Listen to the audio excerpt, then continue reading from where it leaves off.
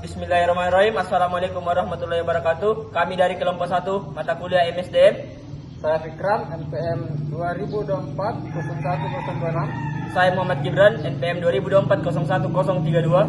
Saya Nur Halisa, NPM 2024-01035. Saya Sari Zakia, NPM 2024-01002. Saya Muhammad Asar, NPM 2024-01033. Saya Aderawan Anggara, NPM 2024-01003. Hari ini kita akan mengadakan proses seleksi untuk menentukan siapa yang akan bergabung dengan tim kita. Proses yang kita lakukan bukan sekedar memilih kandidat, tetapi juga menentukan arah tim ke depannya. Karena itu, kita perlu melihat bukan hanya kemampuan mereka, tetapi juga cara berpikir dan kesiapan mereka dalam menghadapi situasi kerja. Nah, data pelapor sudah saya rangkum dari semua yang masuk. Hanya 3 kandidat yang paling mendekati kebutuhan kita saat ini. Berarti kita tidak hanya mencari yang bagus di atas kertas, tetapi juga yang benar-benar siap di lapangan. Betul, karena kemampuannya tanpa kesiapan biasanya tidak bertahan lama. Nah, yang pertama, Ade, ia cukup aktif dalam pembuatan konten digital dan menunjukkan konsistensi dalam menghasilkannya. Artinya dia sudah terbiasa dengan proses, bukan sekedar mencoba.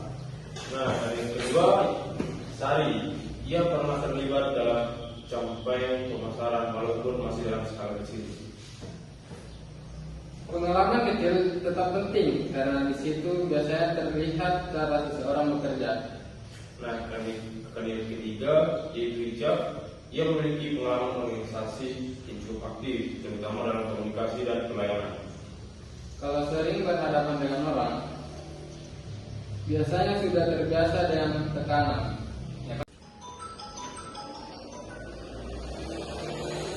Halo? Iya Pak. Apa non? Ada sesuatu? Ada satu nama tambahan yang dilakukan dari pihak pimpinan. Apa kandidat itu melalui proses yang sama? Tidak. Berarti dia sedang mempertimbangkan 2 standar yang berbeda. Dan berpotensi mengubah dasar keputusan kita. Ya, tapi kita harus tetap lanjutkan proses yang ada. Adek, bagaimana kamu melihat peran seorang konten kreator dalam sebuah perusahaan? Menurut saya, konten kreator tidak hanya membuat konten, tetapi juga memahami kebutuhan audiens dan menyampaikan pesan, bukan hanya menarik perhatian. Nah, bagaimana kamu menyesuaikan antara kreativitas pribadi dan kebutuhan perusahaan? Saya melihatnya sebagai proses penyesuaian. Kreativitas tetap penting, tapi harus diarahkan agar sesuai dengan identitas brand. Kalau konten yang kamu buat tidak mendapat respon, Saya akan mengevaluasi. Saya melihat data respon waktu posting dan konsep yang digunakan. Dari situ, saya mencoba memperbaiki pendekatan berikutnya. Nah, apakah kamu merasa gagal dalam situasi seperti ini? Bisa dikatakan gagal, tapi saya lebih melihatnya sebagai bagian dari proses belajar. berarti kamu tidak berhenti di suatu titik kegagalan. Tidak, karena kalau berhenti, saya tidak tahu apa yang perlu diperbaiki. Sari, bagaimana kamu menyusun strategi dalam sebuah proyek? Saya mulai dari menentukan target pasar, lalu memilih platform yang sesuai, kemudian menyusun konten berdasarkan karakter audiens tersebut.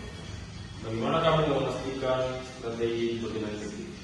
Saya melihat dari data seperti engagement dan respon audiens. Dari situ saya bisa menilai apakah strategi tersebut berhasil atau perlu diperbaiki. Kalau hasilnya tidak sesuai harapan, Saya evaluasi dan menyesuaikan strategi.